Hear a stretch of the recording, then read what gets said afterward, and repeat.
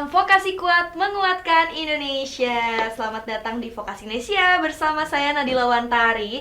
Kali ini pastinya bakal ngobrol-ngobrol lagi nih dengan para mitra sejalan yang menjadi partner-partner dari pendidikan vokasi. Dan podcast ini pastinya diselenggarakan oleh Direktorat Kemitraan dan Penyelarasan Dunia Usaha dan Dunia Industri atau disingkat dengan Mitrasdudi. Dan kali ini temanya seru banget. Nadila nggak ngerasa cantik sendirian karena sudah kedatangan 2 tamu nih ya, para Sri Kandi vokasi dalam bisnis yang pastinya sangat inspirasional dan menjadi motivasi para wanita-wanita muda. Jadi seperti yang kita ketahui kan, jumlah pengusaha wanita muda di Indonesia ini semakin meningkat ya, tapi pastinya masih menghadapi berbagai tantangan yang harus kita cari solusinya bareng-bareng nih. Jadi mendingan kita langsung berdiskusi dan berkenalan langsung dengan 2 narasumber kita hari ini.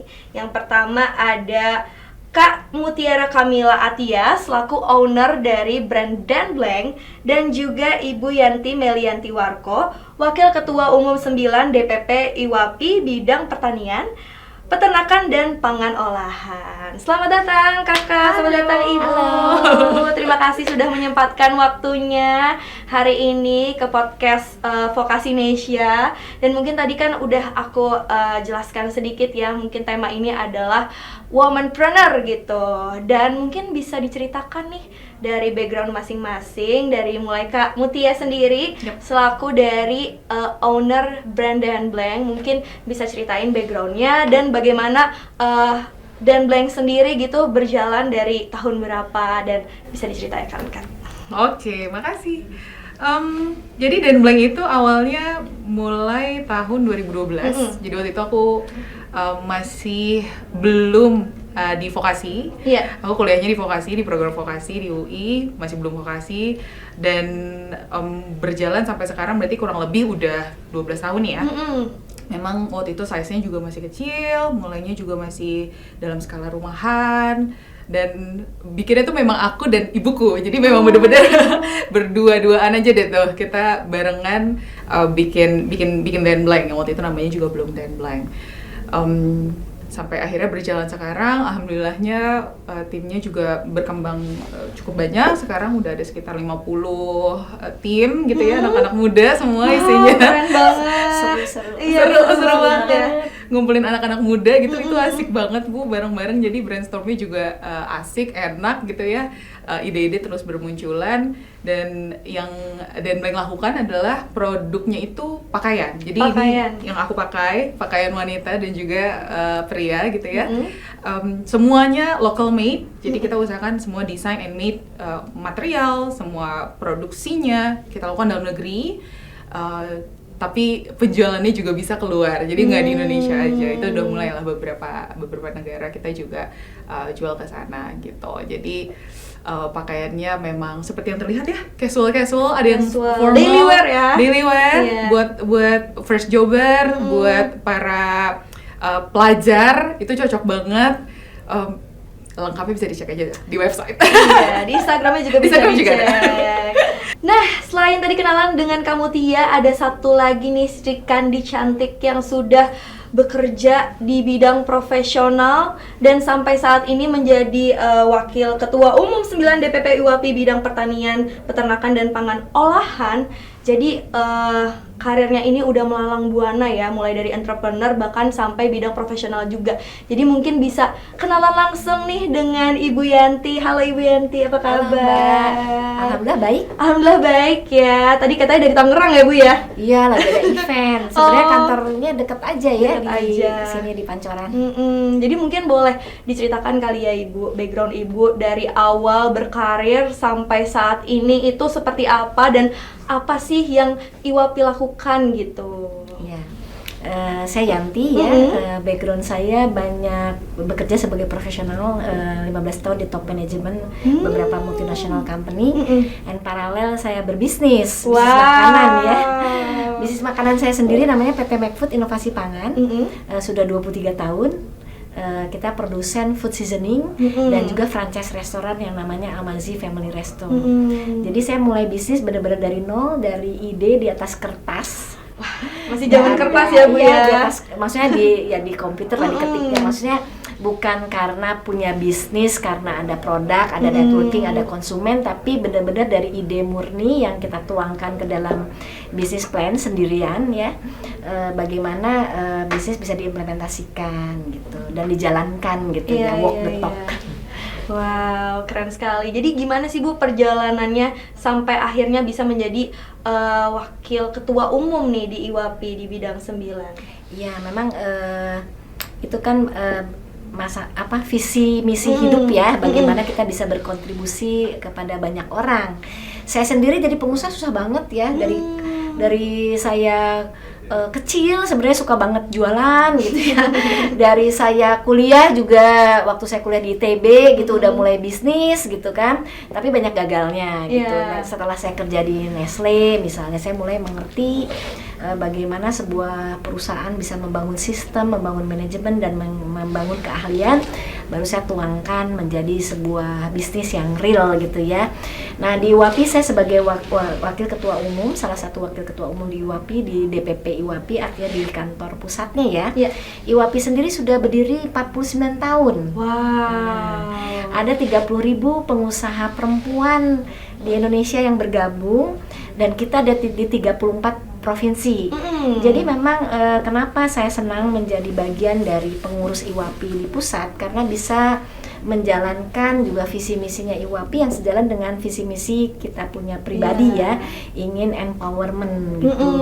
Karena Indonesia kita butuh pengusaha.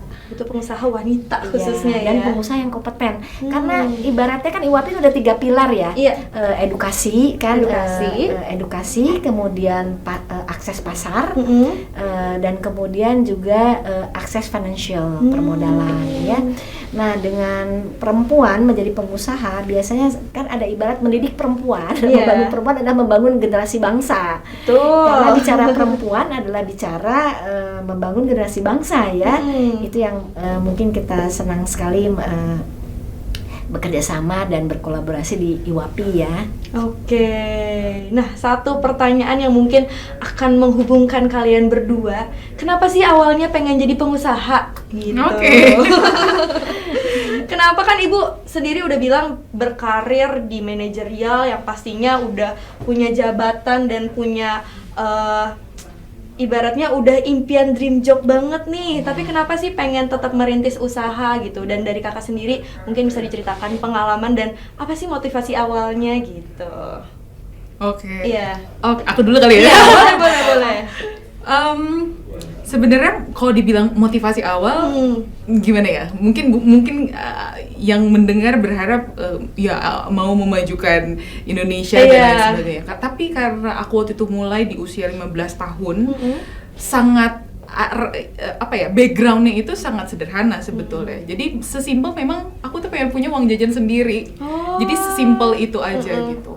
Tapi tentu cita-cita itu atau motivasi itu yang nggak berhenti sampai di situ gitu. Sambil jalan, akhirnya sambil ngelihat buka lapangan usaha tuh membahagiakan. Tadi juga aku mengutip Ibu, rasanya jadi bermanfaat bagi orang lain itu happy banget, seneng banget bisa jadi bermanfaat. Itu akhirnya berkembang terus sampai sekarang gitu ya, 10 tahun lebih mungkin kalau dihitung-hitung gitu. Jadi emang awalnya memang sesimpel sih pengen punya uang jajan, dan memang orang tua sudah berbisnis fashion sejak lama. Jadi yang punya background fashion sebenarnya orang tua, ibuku yang punya background fashion. Jadi mungkin dari kecil sudah terbiasa lah untuk melihat usaha fashion, untuk melihat butik. Itu udah biasa. Dari situ akhirnya terus berkembang sampai sekarang. Jadi alasannya sebenarnya sangat sederhana, tapi along the way kita menemukan alasan-alasan lain lah. Alasan-alasan yang lebih besar lagi. Betul, alasan yang lebih besar lagi. Kalau dari Ibu gimana nih? Apa motivasi awalnya gitu? Ya, motivasi saya awal jadi pengusaha ya. Sebetulnya dulu saya karena saya backgroundnya teknik ya, sebenarnya pengen banget bikin usaha tuh yang teknik gitu. Walaupun sekarang jadi perusahaan R&D ya, research and development. Walaupun saya bukan background teknologi pangan kan, saya kan fakultas teknik sipil ya di ITB-nya ya, jurusan teknik lingkungan. Harusnya Ibu bangun gedung Bu. Urusan banjir, sampah ya, karena saya jurusan teknik lingkungan, fakultas teknik sipil di ITB, terus saya ngambil MBA kan. Kalau saya mau bikin usaha, saya harus merubah keadaan. Artinya membuat peluang usaha untuk orang lain gitu kan. Makanya saya mulai bisnis itu langsung membangun franchise kan, walaupun gerobak ya. Pernah sampai 500, namanya mereknya McFood Red Crispy fried chicken ya. Ya tapi ternyata bisnis sustain itu nggak mudah ya. Menjadi pengusaha juga nggak mudah. Saya udah di top manajemen ya, udah jadi director di perusahaan multinational company ya, udah jauh dari enak sebenarnya keliling dunia dan lain-lain ya. Tapi saya tetap panggilan itu ada gitu ya. Jadi makanya saya usaha sambil paralel kerja. Kemudian juga saya keluar kerja itu pada saat saya di puncak karir juga. Dan usaha saya juga waktu itu hampir 200 orang karyawan kita. Terus ada banyak masalah ya dalam bisnis saya ya, tetap harus dibenahin ya. Jadi memang usaha saya itu bagaimana usaha makanan saya membuka peluang untuk orang menjadi pengusaha. Ya kalau sekarang memang Amazi udah menjadi restoran ya. Itu dengan franchise. Terus kita juga membuat pelatihan-pelatihan untuk UMKM ya, untuk usaha makanan. Karena menjadi pengusaha makanan itu tidak kompeten ya, karena kita bicara kompetisi, pasar bebas ya. Benar sekali. Itu apalagi hal yang benar-benar dikonsumsi sama orang secara langsung kan harus diperhatikan, halal, bertanggung jawab gitu kan.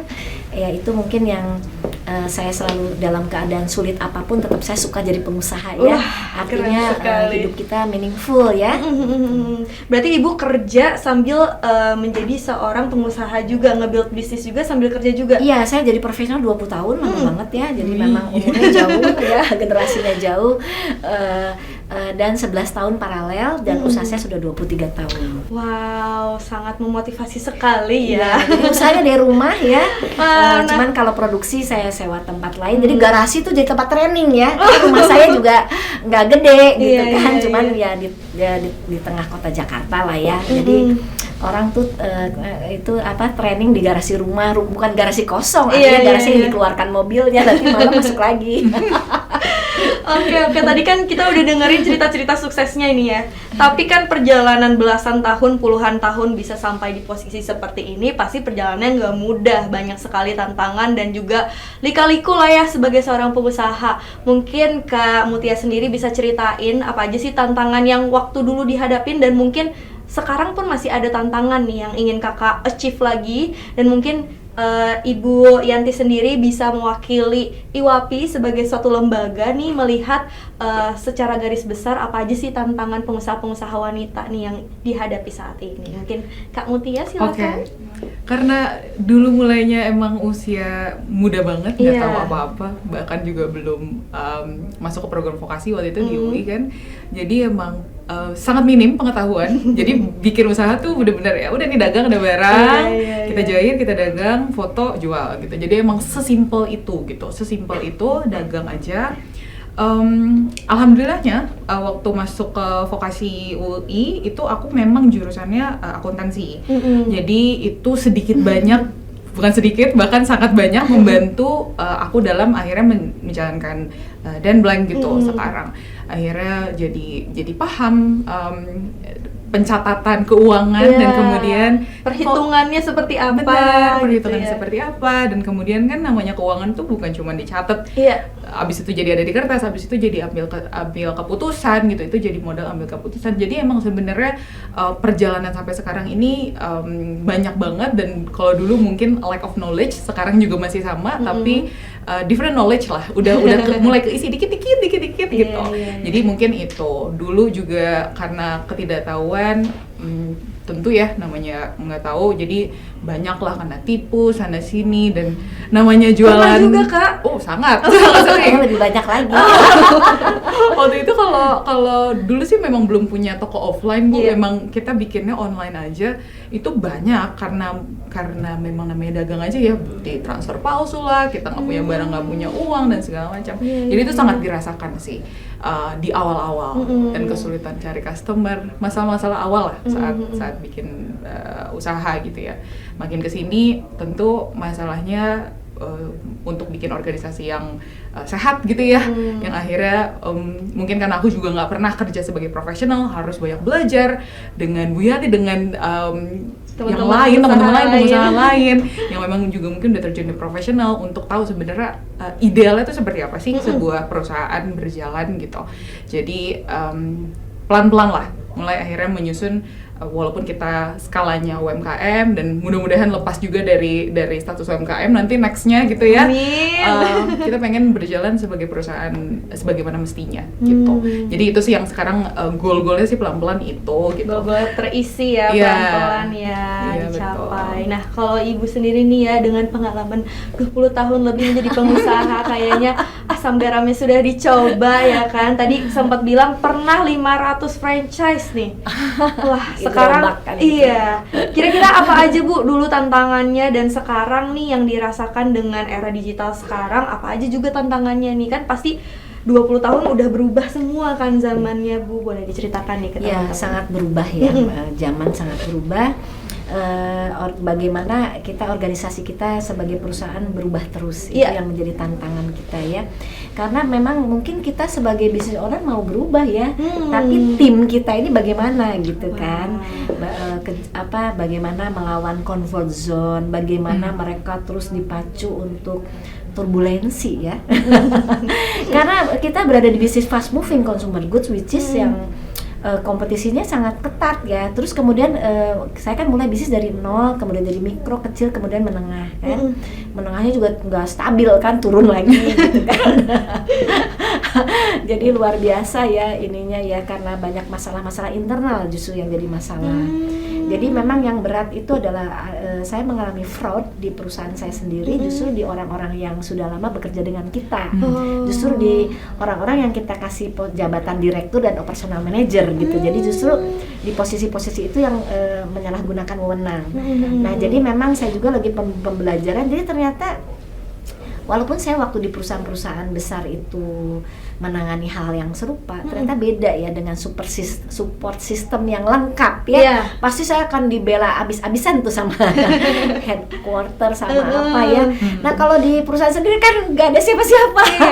Saya kepalanya gitu ya.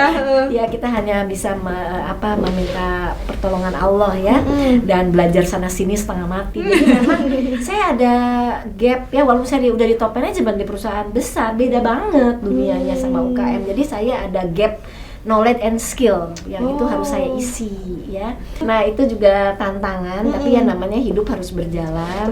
Kita terus mencari sistem, belajar, cari mentor yang tepat, cari ilmu yang tepat. Dan yang tepat itu mungkin hanya ya kita beda ya, beda bisnis, beda zaman, beda ini yang kita harus sadar itu aja, bahwa indikator-indikator yang harus kita ukur terus. Jadi memang indikator akhir kan memang omset, profit, tapi indikator organisasi harus benar-benar kita teliti ya, karakter-karakter orang. Banyak banget deh, banyak banget yang dipelajari ya. Nah tadi kan Ibu sedikit menyinggung tentang support system yang baik ya Bu ya. Mungkin bisa diceritain nih Ibu sebagai perwakilan dari IWAPI, bagaimana sih kontribusi IWAPI dalam mendukung pengusaha-pengusaha wanita muda di Indonesia? Ya, dengan di IWAPI kita bisa bersama-sama memberikan contohnya masukan yang positif kepada pemerintah kita ya, juga memberikan kontribusi positif terhadap perbaikan-perbaikan ya. Contohnya kita juga bekerja sama dengan BPOM karena bersama IWAPI kan, dengan kementerian berbagai kementerian untuk memberikan masukan-masukan ke dalam regulasi misalnya, terus kebijakan-kebijakan pemerintah yang positif buat UMKM, buat perempuan ya, buat ekonomi Indonesia yang lebih baik. Jadi saya senang sekali bisa bergabung dengan IWAPI karena suara kita juga bisa didengar karena 30.000 perempuan loh. Dan kita juga membawa data dan fakta kan. Jadi berkontribusi secara positif terhadap perbaikan Indonesia ya. Yang kedua juga kita juga sangat bisa berkolaborasi dengan berbagai pihak, entah swasta, entah berbagai pihak untuk kerjasama ya dalam perdagangan ya. Sangat banyak sih kegiatan-kegiatan positif ya dari Kementerian Perdagangan Dalam Negeri, Perdagangan Luar Negeri. Makanya Mbak Mutia gabung sama IWAPI. Kita nanti mau rakernas tanggal 23 sampai 2 biasanya rakernas itu nasional kan, rapat Iya. kerja nasional biasanya di salah satu kota di Indonesia. Tahun ini kita mau rakernas di Kuala Lumpur. Wow, Karena seru IWAPI banget. ada perwakilan diaspora IWAPI Malaysia. Wow, keren Jadi IWAPI sekali. punya IWAPI Malaysia. Wah.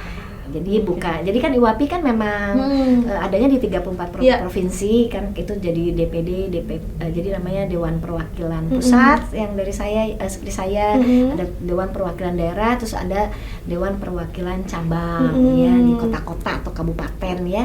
Ini ada di negara Malaysia. Jadi seru nih, ikut aja. Dan tentunya pasti ada pameran. Ikut pameran ya. Ya, kita akan ada di Kuala Lumpur di Sunway. Dan yang akan datang itu kalau di Rakernas IWAPI tiap tahun ada 1.000 sampai 1.500. Wow. Rame banget ya. Nah, itu dagangan semua. Dagangan semua, apalagi kalau cewek beli baju kan nggak satu ya Kak ya. Borong langsung. Borong langsung. Jadi program-program di IWAPI itu yang tadi ya tentang program pendidikan, kita banyak bekerja sama pendidikan ya, dengan pemerintahan atau dengan swasta, dengan siapapun, memberikan edukasi. Edukasi ya, Bu. Nanti tanggal 27 Agustus saya juga memberikan edukasi dengan BSN tentang SNI, tata kelola kepatuhan, itu akan bicara tentang anti fraud tuh. Wah, seru. Itu ya, nanti webinar ya tanggal 27 dengan BSN SNI. Jadi concern banget di dunia digital ya, Bu ya. Oh iya, sangat. Sekarang kan eranya digital. Apa-apa kita bisa memanfaatkan teknologi. Iya. Sama perusahaan saya juga udah banyak berubah sekali ya. Dengan era digital ini kan sebenarnya bisa mengurangi tadi fraud ya, tapi itu juga perlu Jadi resiko manajemen skill. ya. Iya. Terus ada program apa lagi nih, Bu? Pasti buat anak-anak vokasi nih. Nah, sebetulnya IWAPI kan para UMKM 85%, di samping kita ada 2% pengusaha besar ya di IWAPI. Tadi udah cerita juga Ibu Nurhaiti Subakat, itu salah satu anggota kehormatan IWAPI, pemilik Paragon, Paragon atau salah satu mereknya Wardah ya. Wow. Itu juga udah bekerja dengan vokasi ya.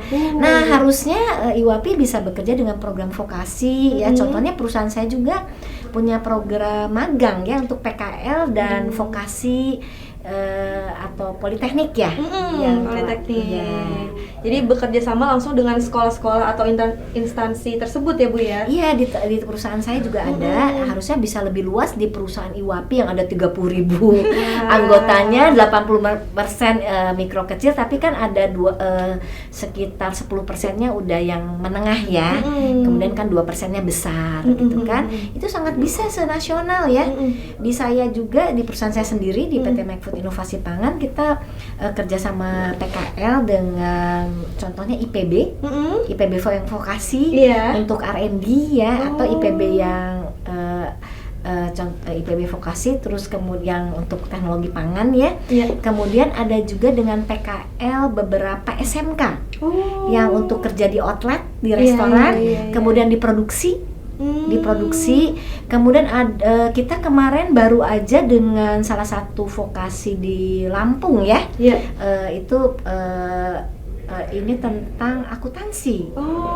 Jadi banyak banget ya. Jadi banyak banget ya kesempatan-kesempatan yang dibuka ya. Ya, terus kemarin kan ada, bukan kemarin, mungkin tahun lalu atau tahun ini ya, dengan program Merdeka Belajar. Iya. Dengan Disnaker dan Kemenaker ya.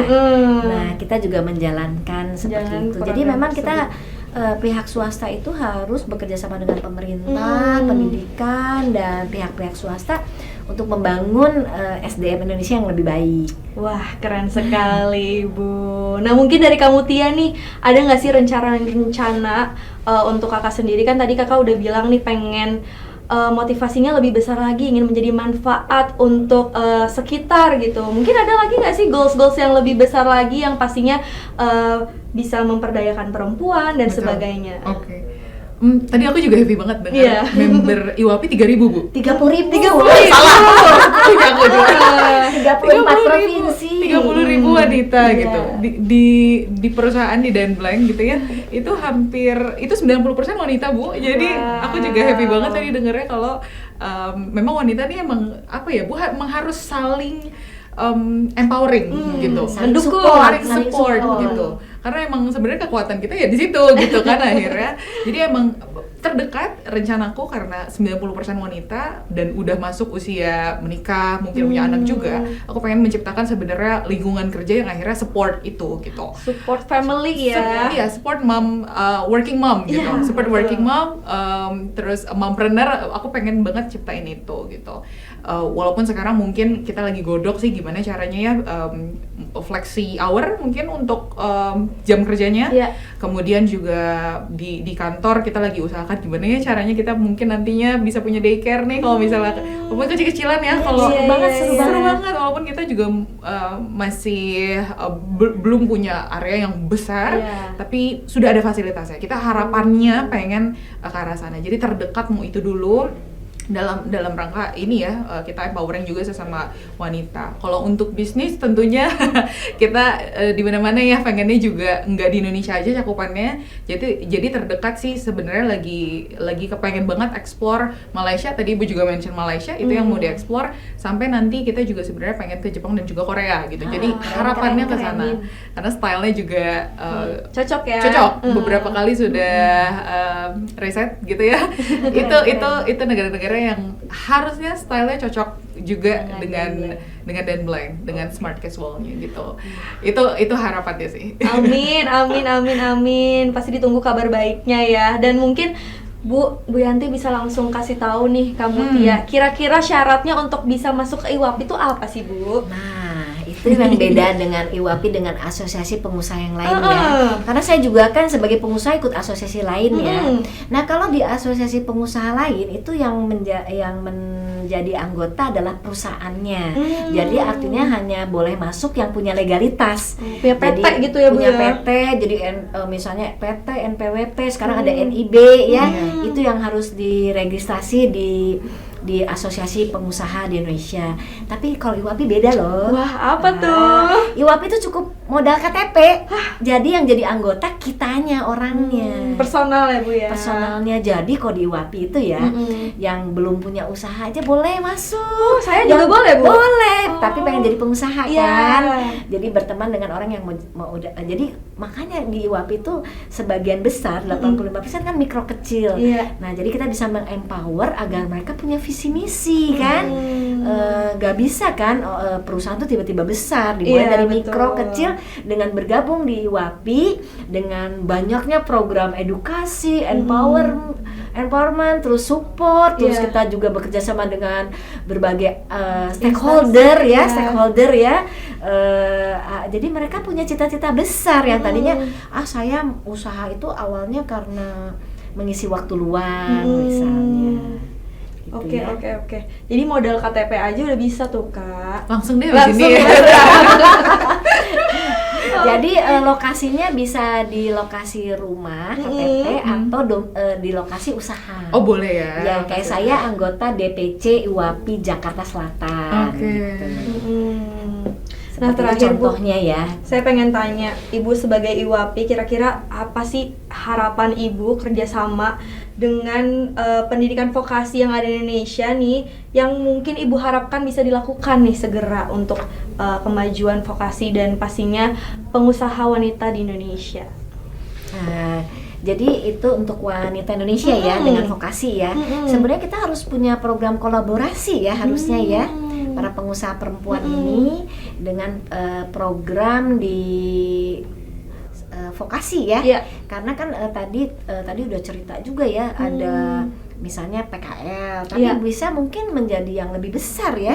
Misalnya kerjasama dengan koperasi IWAPI misalnya ya, atau misalnya menjadi bagian dari beberapa bisnis, karena di IWAPI sendiri kan ada yang punya bisnis garment terus mereka ekspor, mungkin vokasi garment atau menjahit atau Iya, apa, tata busana ya, Bu, tata ya? busana kerjasama dengan para pengusaha garment, Iya, fashion gitu. Yang usaha makanan bisa bekerjasama dengan vokasi makanan. Iya. Kemudian ada yang mungkin digital ya, kan sekarang ada sosmed. Betul. Bekerjasama dengan yang Sesuai ya Bu yang ya? sesuai gitu. Banyak sekali soalnya bisnis di IWAPI ya. Iya. Tapi memang sebagian besar pengusaha IWAPI memang ada yang bergerak di kuliner dan fashion ya, karena namanya perempuan ya. Iya. Tapi di IWAPI sangat beragam, ada konstruksi juga. Wah. ada yang bisnis konsultan. Wow, Banyak, luas. Banyak ya. Jadi Ya. masuk terus kenalan aja bisa banyak relasi yang didapatkan ya Bu Ya, ya. berarti mungkin kita mapping ya. Kalau begitu perlu mapping ya. Benar-benar Agar sesuai dengan sejalan dengan mappingnya vokasi nasional mungkin ya. Betul. Karena kan IWAPI ada di seluruh Indonesia. Iya dong, 34 provinsi. Membernya 30.000 satu nih sama kamu Tia. Tambah satu sekarang. 30 ribuan. 30 ribuan lagi. Tiap hari ada yang jadi anggota kali ya. Nah, kalau dari kamu Tia punya nggak sih tips dan trik dan motivasi nih untuk adik-adik siswa vokasi yang mungkin kakak juga dulu merasakan dan mewakili sebagai alumni dari vokasi UI nih ya, yang ingin menjadi pengusaha tapi mungkin masih takut nih Kak?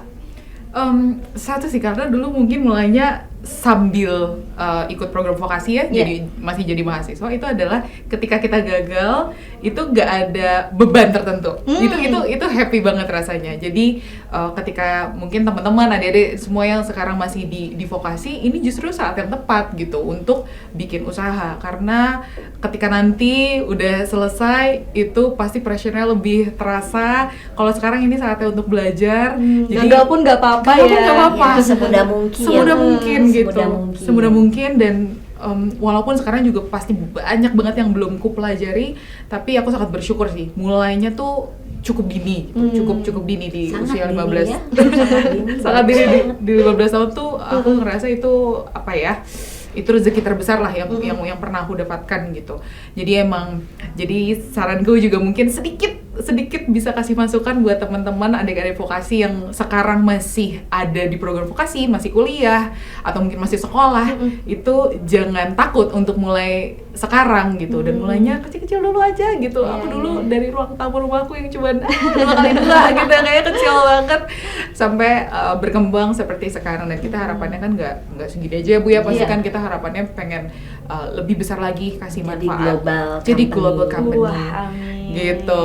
Jadi itu sih mungkin satu hal sederhana yang aku bisa share ke adik-adik, ke teman-teman yang keren Dan banget. sekarang adik-adik ini kan akses edukasi, akses informasi kan luar biasa gampang, banyak. Gampang banget, cepet Iya, banget. nggak kayak saya dulu ya. Iya, harus dari buku ya Bu ya. Bukunya juga Dulu di nggak ada perpus. googling. sekarang apa gampang ya. Iya, dulu kalau nyari data harus pergi kemana gitu kan. Iya. Sekarang kan tinggal googling, pelajaran YouTube, mau belajar kelas internasional aja banyak. Bener, Mau kelas lokal, bener. kelas nasional, kelas apapun ada. Banyak Iya. sekali juga kursus-kursus yang gratis bahkan Iya. ya Bu ya. Dan khusus-khusus yang memang dunia usaha ataupun banyak banget gitu. Banyak banget. Sayang banget ya kalau Kalau dilewatkan sekarang dilewatkan, sayang banget gitu. Sayang banget kalau nggak dimanfaatkan ya. Jadi itu tadi perbincangan kita dengan dua wanita hebat yang pastinya memotivasi dan sangat inspiratif banget buat aku dan teman-teman vokasi di rumah. Terima kasih Bu Yanti sudah meluangkan waktunya. Terima kasih kamu Tia. Sama. Terima kasih sudah hadir di sini, dan terima kasih juga buat teman-teman Mitra Sejalan yang udah nonton. Jangan lupa follow sosial media kami di @mitrasdudi karena banyak sekali informasi-informasi yang bakal kamu dapatkan nih, terutama tentang pendidikan vokasi. Jangan lupa untuk tonton video ini dan share sebanyak-banyaknya. Terima kasih ya semuanya. Saya Nadila Wantari pamit undur diri. Salam vokasi kuat, menguatkan Indonesia.